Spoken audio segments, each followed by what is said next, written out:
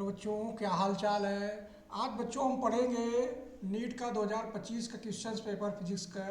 उसको एनालिसिस करेंगे, उसके बारे में जानेंगे कि कितना टॉपिक इसका कितना कवर करता है, उसके बारे में हम पढ़ेंगे। और बेसिक बेसिक इसमें कुछ जानकारियाँ भी आपको हम बताएंगे जो आपको अगले एग्ज़ाम में बहुत हेल्पफुल होगा। तो यहाँ पहला जैसे हम यहाँ पर क्लियर करते हैं बच्चों,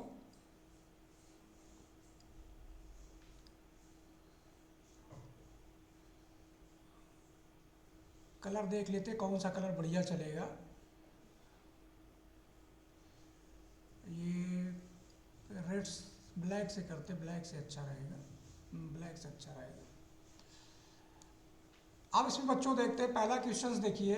ए parallel plate capacitor made of a circle plate is being charge such that surface charge density on its plates increasing constant rate with time. यहाँ पर जो कह रहा है कि plate capacitor made of circular plate जो है इज बीइंग चार्ज, यहाँ पैरेलल प्लेट कैपेसिटर जब चार्ज करेंगे तो उसमें हम यहाँ पर बात करेंगे क्या क्या हो सकता है, उसकी बात यहाँ पर हम बेसिक टर्म की बात करेंगे। तो जब पैरेलल की बात करेंगे यहाँ पर, तो यहाँ पर हम लिख दे रहे हैं पैरेलल प्लेट की बात करेंगे। पैरेलल प्लेट में जब इलेक्ट्रिक फील्ड उत्पन्न होगा, इलेक्ट्रिक फील्ड बिटवीन किसके किसके बीच में हम देखेंगे, इलेक्ट्रिक फील्ड बिटवीन प्लेट के बीच में हम देखते हैं। तो उसमें क्या हो जाएगा, इसके हम फील्ड की बात करेंगे तो ये जो हमारा आ जाएगा, और ये प्रोपोर्शनल किसके होगा, इसको हम लिख सकते हैं डायरेक्टली प्रोपोर्शनल। क्या लिख सकते हैं, डायरेक्टली, डायरेक्टली प्रोपोर्शनल।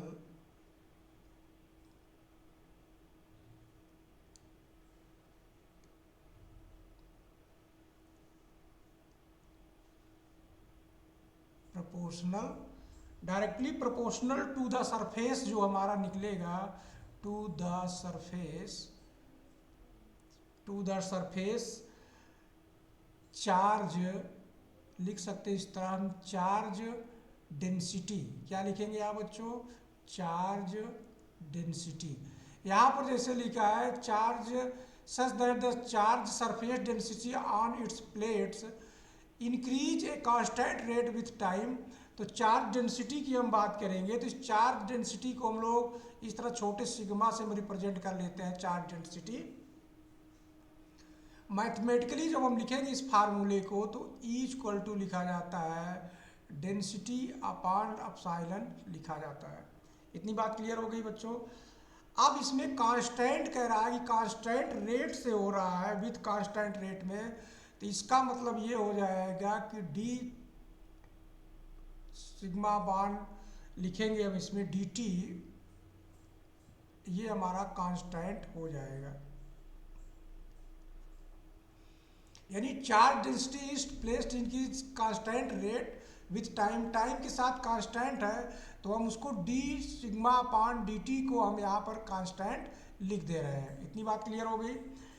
अब इसमें हम करेंगे इलेक्ट्रिक फील्ड की अगर हम बात करेंगे तो इलेक्ट्रिक फील्ड जो हमारा आएगा डी ई अपान डी टी, अगर हम कर ले इलेक्ट्रिक फील्ड को तो ये हो जाएगा, इसमें मान अगर हम बैठा लेंगे तो ये 1/एप्सिलॉन नॉट इंटू आ जाएगा डी सिग्मा अपान लिखेंगे डी टी। इस तरह इसको हम लिख सकते हैं। यहाँ तक बात क्लियर हुई बच्चों। ये सरफेस चार्ज डेंसिटी की हमने बात किया, और ये इलेक्ट्रिक फील्ड की बात किया, और ये जो क्वेश्चंस में कह रहा है increasing the constant rate with time, उसकी बात से हम यहाँ पर इतना रिप्रेजेंट कर देते हैं। अब इसमें जब राइज होगा, यहाँ पर राइजिंग शब्द आ रहा है, राइजिंग दे रहा है कि magnetic field rising due to displacement current. तो यहाँ पर जो डिस्प्लेसमेंट करंट होगा उसको हम क्या लिख लेते हैं, यहाँ पर लगाते हैं, लिख दे रहे हैं यहाँ पर डिस्प्लेसमेंट करंट। डिस्प्लेसमेंट करंट को हम कैसे लिख सकते हैं, इस डिस्प्लेसमेंट करंट को हम लिख सकते हैं आई डी। क्या लिख सकते हैं, आई डी से डिनोट कर देते हैं, ये हमारा डिस्प्लेसमेंट करंट हो जाएगा। और हमारा हो जाएगा displacement density, displacement current density, क्या लिखेंगे इसको, करंट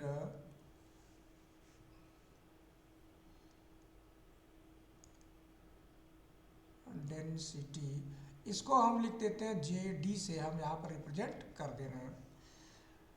तो ये हमारा डिस्प्लेसमेंट करंट हो गया, ये डिस्प्लेसमेंट करंट डेंसिटी हो गया। तो इसको मैथमेटिकली कैसे लिखेंगे हम, जे लिखेंगे डी इक्वल टू लिखेंगे epsilon not into D E upon D T, ऐसे हम इसको रिप्रेजेंट कर लेंगे। अब D E upon D T में हम क्या लिख सकते हैं, ये जो हमने यहाँ पर प्रूव किया था ये, इसको मान अगर हम बैठा देंगे तो एप्सिलॉन नॉट कट जाएगा, तो आएगा D sigma upon D T हमारा प्राप्त हो जाएगा। इतनी बात हो गई बच्चों। अब यहाँ पर ये क्या है कि D sigma upon D T क्या प्रकार करेगा, जे डी आ गया, तो इसको हम लिख सकते हैं इज ए नॉन कांस्टेंट, क्या लिख सकते हैं, D sigma upon D T को हम क्या लिख सकते हैं, is a non zero constant, non zero constant, इस तरह हम इसको लिख सकते हैं। क्लियर हो गई बात बच्चों। अब एम्पियर्स लॉ की बात करें, मैक्सवेल को अगर हम प्रयोग करें इसमें, क्योंकि इनसाइड और साइड की बात हो रही है, दोनों अलग अलग यहाँ पर हम देख रहे हैं, तो क्या क्या हो सकता है उसमें हम बात करेंगे। अगर इनसाइड की बात करें तो इनसाइड का मतलब है कि R is less than, R को हम मान लें इनसाइड में हो जाएगा, तो लेस देन में जब हम यहाँ पर लिखेंगे तो जो इलेक्ट्रिक फील्ड होगा हमारा इनसाइड में हम यहाँ लिख दे रहे हैं इनसाइड में, तो हो जाएगा बी 2 पाई आर, या तो पूरा पहले फार्मूला लिख दें जिससे आपको पता चले कि ये कहाँ से आया है। तो इसको हम लिखेंगे अगर एम्पियर मैक्सवेल लॉ के अनुसार, तो इस तरह लिखा जाएगा B into D I equal to mu not I enclose, I क्या लिखा जाता है, आई इनक्लोज्ड। ये मैक्सवेल एम्पियर्स लॉ है हमारा, इस तरह हम इसको लिख सकते हैं। अब इसमें हम जब इसको लिखेंगे तो बी का जब हम लिखेंगे तो बी का एरिया जब हमारा निकलेगा तो बी लिखा जाएगा इंटू लिखा जाएगा 2 पाई आर लिखा जाएगा और इक्वल टू लिखा जाएगा म्यू जीरो, आई में हम लिख सकते हैं J D into pi R square, इस तरह यहाँ पर लिखा जा सकता है। तो b की जो वैल्यू हम निकालेंगे तो b की जो वैल्यू हमारी आएगी b इक्वल टू, यहाँ से पाई से पाई कट जाएगा, तो इसको लिखा जा सकता है mu not J D into R upon 2, एक आर से हमारा आर कट जाएगा और पाई से पाई कट जाएगा, 2 हमारा नीचे आ जाएगा। तो यहाँ पर जो संबंध आ रहा है, क्या संबंध आ रहा है कि B जो हो रहा है, फील्ड जो है लाइनियर विथ इंक्रीज हो रहा है, तो फील्ड हम यहाँ पर लिख दे रहे हैं फील्ड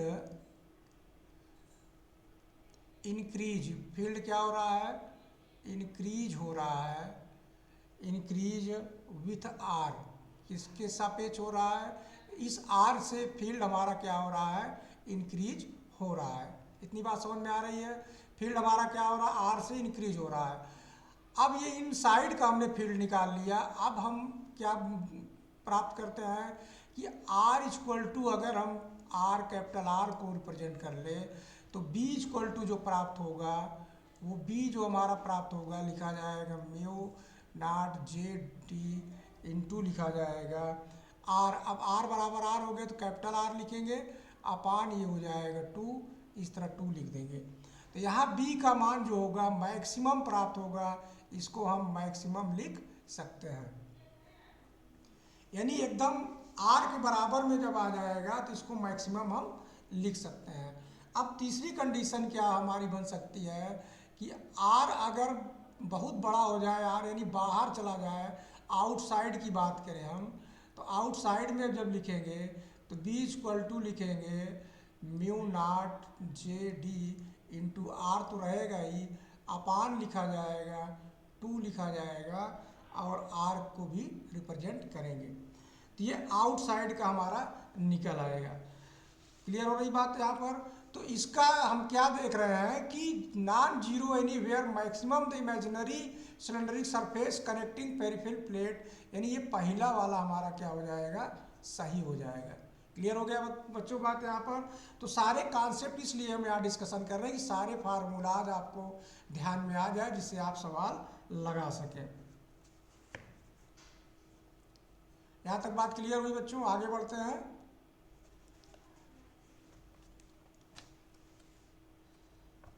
यहाँ पर डाइपोल जो रखा है, an electric dipole with dipole moment जैसे यहाँ बना हुआ है,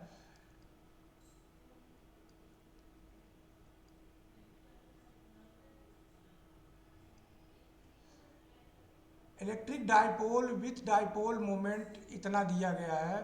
तो इसमें हम क्या करते हैं, पहले सबको मान लेते हैं। क्या मानेंगे? डाइपोल अगर हम बात करें तो डाइपोल हम इसको पी मानते हैं, डाइपोल को क्या मानते हैं, पी मान लेते हैं। और इलेक्ट्रिक फील्ड को हम लोग क्या मान लेते हैं, इलेक्ट्रिक फील्ड को हम ई मान लेते हैं। और इनिशियल एंगल की बात करें हम तो इनिशियल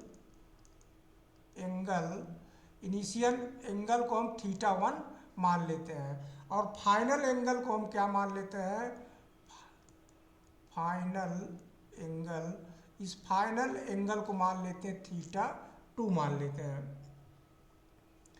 और क्या क्या इसमें पूछ रहा है, यूनिफॉर्म इलेक्ट्रिक फील्ड मैग्नीट्यूड इतना, dipole then rotate angle 60 degree with respect electric field, the change of in the potential energy. तो अब यहाँ पर पोटेंशियल एनर्जी को हम लोग क्या मान लेते हैं, यहाँ पर पोटेंशियल एनर्जी को U हम यहाँ पर मान लेते हैं। अब फार्मूला में अगर हम रखेंगे तो U इक्वल टू लिखा जाता है minus P E cos theta, ये हमारा फार्मूला है।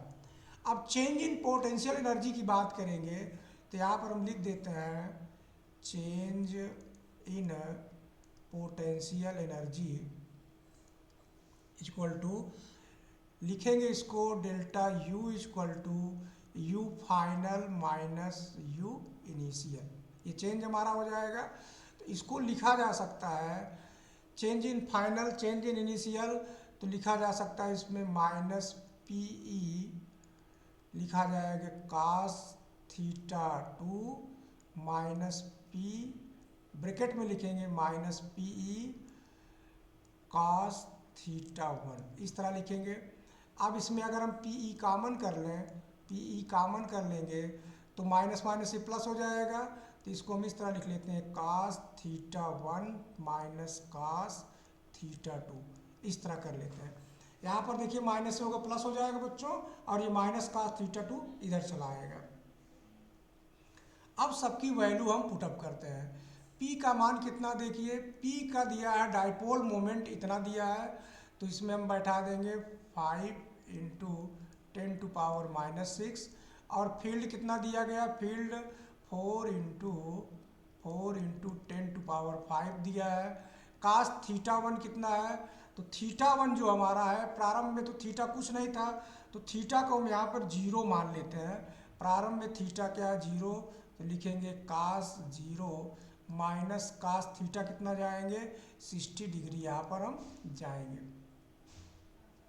इतनी बात क्लियर हुई बच्चों? अब इसको हम गुणा कर लेते हैं, 5 चौक 20 हो गया और इंटू 10⁻⁻1 आ जाएगा। cos 0 का मान 1 होता है, तो 1 माइनस इसका मान 1/2 होता है, तो 1/2 को हम लिख सकते हैं 0.5 लिख सकते हैं। अब इसको घटाएंगे फिर 0.5 आएगा, तो 220 इंटू 0.5 इंटू 10⁻⁻1। अब गुणा कर देंगे तो कितना हो जाएगा ये 10.0 इंटू 10⁻⁻1। अब एक घात इसमें से हम कम करेंगे तो 1.0, ये आ जाएगा पोटेंशियल एनर्जी हमारी इतनी जूल प्राप्त हो जाएगी। तो यहाँ पर कौन सा आंसर मिला बच्चों, ये हमारा चौथा वाला आ गया आंसर। तो ये इसका जो है चेंज इन पोटेंशियल एनर्जी हमारा आएगा 1 जूल प्राप्त हो जाएगा।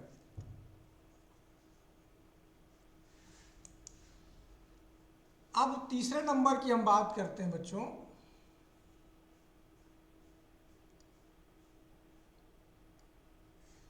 ए बॉल ऑफ मास जो दिया है 0.5 kg dropped from the height 40 meter, the ball hit the ground and rise up to the 10 meter. यानी एक बॉल है जो उसकी हाइट जो दी गई है 40 मीटर दी गई है, यानी ये 40 मीटर है, और यहाँ से जो है 0.5 kg का बॉल छोड़ी जाती है, और जो दोबारा गिरने के बाद राइज होती है वो राइज होती है 10 मीटर। इसको हम बना देते हैं 10 मीटर। इतनी बात क्लियर हुई। The impulse imparted to the balls during the collision with the ground, with the ground से जब हो रहा कोलिजन तो उसमें इनको इम्पैक्ट निकालना है। अब इनिशियल हम यहाँ पर क्रम से सबको पहले लिख लेते हैं जिससे आपको समझ में आए। तो यहाँ पर हम लिख लेते हैं कि H1 पहली हाइट को हम मान लेते हैं 40 मीटर, H2 जो दूसरी हाइट है हमारी उसको जो है, अभी हम बाद में H2 को लिखेंगे, अभी पहले इनिशियल की हम बात करते हैं। अब इनिशियल हाइट हो गया, अब इनिशियल हम लिख लेते हैं इनिशियल वेलोसिटी। इनिशियल वेलोसिटी की बात करेंगे तो u जो हमारा रहेगा 0 रहेगा, प्रारंभ में इनिशियल वेलोसिटी 0 रहेगा। अब इसमें अगर हम फार्मूले का उपयोग करें तो v² बराबर u² प्लस 2gh, इस फार्मूले का उपयोग करें तो ये 0 हो जाएगा और 2 इंटू 9.8 h का मान 40 हो जाएगा। तो वेलोसिटी जो होगी अंडर रूट में लिखा जाएगा v = under root 2 into 9.8 into 40। इसको गुणा कर लेते हैं तो गुणा करने से आएगा 4 दूनी 8 80 आ गया और इंटू 9.8 इतना आ गया। अब इसको और सरलीकरण करते हैं तो इसको गुणा करेंगे 64 आ गया, 6 आ गया, फिर 72 6 कितना हो जाएगा 78, यानी 784.0, इसको छोड़ देते हैं। अब इसका वर्गमूल निकाल लेते हैं। तो वर्गमूल जब निकालेंगे बच्चों तो 784 का हम यहाँ पर वर्गमूल निकाल लेते हैं। या तो इस तरह में ज़्यादा टाइम टेकन लगे तो यहीं पर कर लीजिए, क्योंकि यहाँ पर करने में क्या होगा बहुत सिंपल हो जाएगा। देखिए ये जैसे हम इसमें 2 इसमें लाते हैं तो ये 160 0 हो जाएगा, इंटू ये हो जाएगा 4.9। अब इसको 0 इधर हटा देते हैं तो ये हो जाएगा 16 हो जाएगा और 49 हो जाएगा। अब ये आ गया 4 आ गया और 7 आ गया, तो 28 हमारा आ गया। तो वेलोसिटी जो हमारी आई 28 मीटर पर सेकेंड। तो यहाँ पर ये काम करने में टाइम ज़्यादा लेगा, तो बच्चों कुछ अपने दिमाग से हम इसको कम कर लेंगे जिससे जो है टाइम हमारा बच जाए। तो ये वेलोसिटी हमारी फाइनल जो आ गई इतना आ गई। ये वेलोसिटी फाइनल किसकी हुई 1 के लिए हुई, v1 को हम यहाँ पर इस तरह मान सकते हैं। अब हम क्या कर सकते हैं कि v1 की जब वेलोसिटी हमको पता हो गई 28 मीटर पर सेकेंड, और हाइट जो हमारी है h2 जो है वो 10 मीटर है, और v2 क्या हो रहा है कि v2 ऊपर जाके 0 हो जाएगा, यहाँ पर जब जाएगा तो फिर 0 होगा तो v2 0 हो जाएगा। तो अपवर्ड डायरेक्शन में हो रहा है तो g का मान यहाँ पर अपवर्ड डायरेक्शन में माइनस होगा, अपवर्ड के लिए, अपवर्ड के लिए क्या होगा माइनस होगा। अब इसमें अगर हम प्रयोग लगा दें एनर्जी कंजर्वेशन को लिख लें, एनर्जी कंजर्वेशन, इस एनर्जी कंजर्वेशन का पालन करा दें तो 1/2 mv² = लिख सकते हैं mgh2। m से m कट गया और g हमारा रहेगा और 2 इधर चला जाएगा तो v² प्राप्त होगा 2gh2।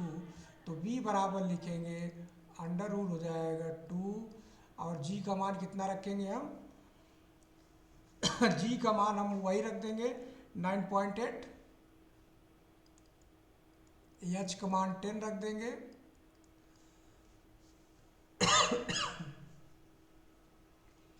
अब इसको पूरा गुणा अगर हम करेंगे तो ये प्राप्त हो जाएगा हमारा 2 × 8 = 16 और 2 × 9 = 18, यानी 196 प्राप्त हो जाएगा। ये दशमलव से 10 हमारा लेकर समाप्त हो जाएगा। तो ये प्राप्त हो जाएगा 14 मीटर प्रति सेकेंड। ये v क्या निकला हमारा, v जो हमारा निकला यहाँ पर इस वेलासिटी के यानी जंप करने के तुरंत कितना वेलासिटी हुआ उसको यहाँ पर वेलासिटी हमारा निकला। इतना क्लियर हो रहा है। यानी इस 28 को यहाँ ना रख करके हमने क्या किया कि इस v को कंजर्वेशन पे हमने लगा दिया कि इस ये 10 मीटर पे जाने पे कितना पहुँचता है। तो यानी कह रहा है कि collision during its collision with the ground, जैसे कोलिजन होगा ग्राउंड से तो उसका इम्पैक्ट कितना होगा वो हमारा वेलोसिटी यहाँ पर पता हो गया। अब हमको क्या निकालना है, इम्पल्स की हम बात करेंगे तो हो जाएगा J इक्वल टू लिखेंगे J equal to change in momentum. तो चेंज इन मोमेंटम में हम क्या लिख सकते हैं, m लिख सकते हैं v2 माइनस v1, इस तरह लिख सकते हैं। तो v2 हमारा कितना आया था। अब यहाँ पर जब मान हम बैठाएंगे तो बहुत सावधानी से बैठाएंगे क्योंकि अपवर्ड डायरेक्शन में है तो वेलोसिटी जो होगा वो निगेटिव साइन लेकर बैठेगा। तो यहाँ v2 जब हम बैठाएंगे तो v2 हमारा हो जाएगा -14 हो जाएगा और v1 हमारा पहले कितना था, v1 हमारा था 28, इसको हम v1 माने थे तो माइनस लिखेंगे कितना हो जाएगा 28, इस तरह। ये 0.5 और इंटू हो जाएगा माइनस, इसको दोनों को जोड़ेंगे तो आ जाएगा 8 4 12, तो हो जाएगा 2 और 3 आ जाएगा 42। सही है क्या, योग भी चेक कर लीजिएगा। अब इसको अगर हम गुणा करते हैं तो 5 दूनी 10 और 5 चौक 20, 1 21 21 आ गए। एक अंक के बाद दशमलव लगा लेंगे, ये माइनस का चिन्ह लगा देंगे। तो ये जो हमारा माइनस साइन आया है, ये साइन क्या बताता है कि ये साइन जो हमारा आया है अपवर्ड की ओर है। किसकी ओर है, अपवर्ड डायरेक्शन में वेलोसिटी की वजह से प्राप्त हो रहा है। तो ये आ जाएगा न्यूटन, लिखेंगे न्यूटन सेकेंड। तो यहाँ पर विकल्प हम मैच कराएंगे तो विकल्प हमारा बच्चों तीसरा नंबर 21 न्यूटन सेकेंड प्राप्त हो जाए। इतना इम्पल्स हमको मिलेगा। तो यहाँ पर विशेष क्या ध्यान देना था बच्चों कि जब यहाँ पर हमने वेलोसिटी का मान बैठाया, इस वेलोसिटी को जो वेलोसिटी का डायरेक्शन है उसके अनुसार हमने यहाँ पर मान बैठाया है। इस बात को ध्यान रखना, नहीं तो सवाल क्या होगा, गलत हो जाएगा।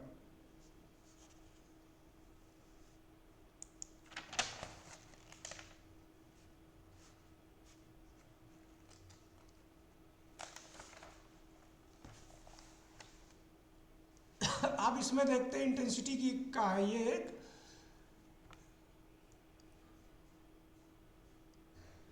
The intensity of transmitted light when the polarize sheet कर दे रहा है, यहाँ पर शीट है polarize sheet placed between the two cross polarize at 20.5 from the, और यहाँ पर इंटेंसिटी है polarize axis of one of the polarized is I naught is the intensity of the polarized light after passing through the first polarized, यानी first polarise passing होने के बाद पूछ रहा है इंटेंसिटी I0 से कंपेरिजन हमको करना है।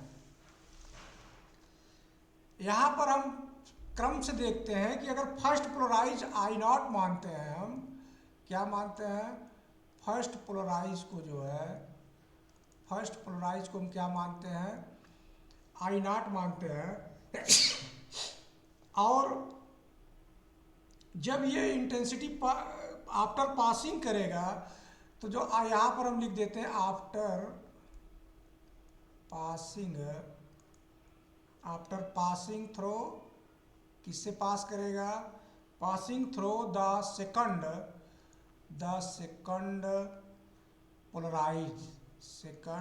पोलराइज्ड, यानी सेकंड वाले पोलराइज को पास करेगा जिसका θ1 है, θ1 इक्वल टू 22.5 डिग्री यहाँ पर दिया गया है।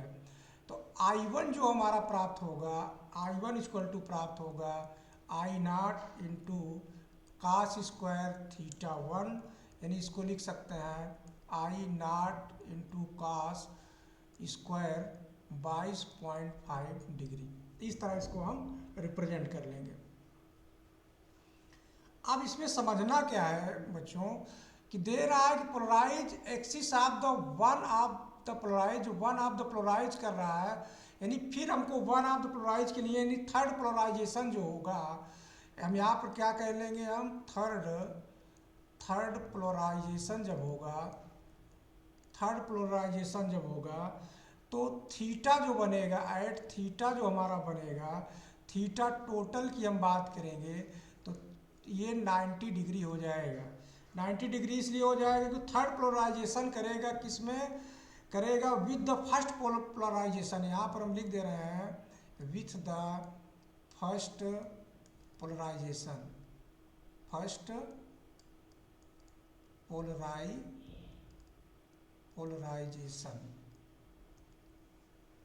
जो फर्स्ट पोलराइजेशन से करेगा तो थीटा टोटल आएगा 90 डिग्री प्राप्त हो जाएगा। तो ये रिलेटिव किससे हो रहा है, फर्स्ट से हो रहा है। तो एंगल बिटवीन सेकंड की हम बात करें, एंगल बिटवीन सेकंड की हम बात करें तो थीटा 2 जो हमारा प्राप्त हो जाएगा वो लिखा जाएगा 90 माइनस थीटा 1, इतना हो जाएगा। अब 90 से थीटा 1 अगर हम घटा देंगे तो ये प्राप्त हो जाएगा 0.5 आ गया, और इसको घटा लेंगे 7 और 67.5 डिग्री हो जाएगा। ये हमारा थीटा 2 प्राप्त हो गया है। अब द इंटेंसिटी की हम यहाँ बात करते हैं कि थर्ड पोलराइजेशन का इंटेंसिटी कितनी होगी। तो इंटेंसिटी आफ्टर थर्ड पोलराइजेशन की बात करेंगे तो लिखा जाएगा यहाँ पर I2 equal to I1 cos square theta 2। यहाँ पर क्या लिखेंगे, हम थीटा 2 का प्रयोग करेंगे। अब I1 का अगर हम यहाँ मान बैठा लें तो I1 हमारा कितना है, I0 cos square theta 1 into cos square theta 2, इस तरह हो गया। अब इसको लिख सकते हैं I0 लिख सकते हैं cos स्क्वायर थीटा 1 हमारा कितना था 22.5 डिग्री, और थीटा 2 हमारा कितना आया है 67.5 डिग्री, तो इंटू हो जाएगा cos स्क्वायर 67.5 डिग्री। अब इसमें अगर हम चाहें तो इसको हम चेंज भी कर सकते हैं। तो इसको जब अगर हम चेंज कर लें, क्योंकि अगर इसमें हम कास लिखेंगे, कास हम क्या लिख लें, कास 90 माइनस थीटा करते हैं साइन थीटा हो जाता है। तो अगर 90 से फिर घटाएंगे तो फिर 22 मिल जाएगा हमको। तो यहाँ पर हम इसको चेंज कर लेते हैं, इसको हम क्या करते हैं बच्चों, चेंज कर लेते हैं। तो I0 हो जाएगा कास स्क्वायर 22.5 डिग्री इंटू इसको हम लिख सकते हैं साइन स्क्वायर 22.5 डिग्री, इस तरह लिखा जा सकता है। अब इसको हम लिख सकते हैं I0, अब ये साइन कास थीटा का फार्मूला बन जाएगा। तो अब इसमें हम लिखेंगे, अगर हम साइन लिखेंगे इसमें 2 थीटा का, तो लिखा जाता है 2 into sine theta into cos theta. तो 2 आना चाहिए, तो 2 आने के लिए हम क्या करेंगे 1/2 इसमें कर लेंगे, बाकी सूत्र में चला जाएगा। तो 1/2 इंटू लिखा जाएगा साइन 2 इंटू 22.5, इतना का पूरे का स्क्वायर हो जाएगा। इतनी बात क्लियर हुई बच्चों। अब इसको हम लिख सकते हैं I0 लिख सकते हैं 1/2 लिख सकते हैं, ये हो जाएगा इंटू साइन 45 डिग्री का स्क्वायर। अब इसमें हम बैठा सकते हैं I0 1/4 हो जाएगा इंटू 1/√2 का स्क्वायर करेंगे तो 1/2 हो जाएगा। तो इसको हल करेंगे तो I0/8 प्राप्त हो जाएगा। तो इस तरह हम देखते हैं कि इसमें विकल्प कौन सा मिल रहा है हमारा, ये पहला वाला मिल रहा है, I0/8 वाला मिल रहा है। तो बच्चों थोड़ा थोड़ा क्रम से वीडियो बनाते हैं जिससे लोड करने में दिक्कत ना आए। Thanks for watching.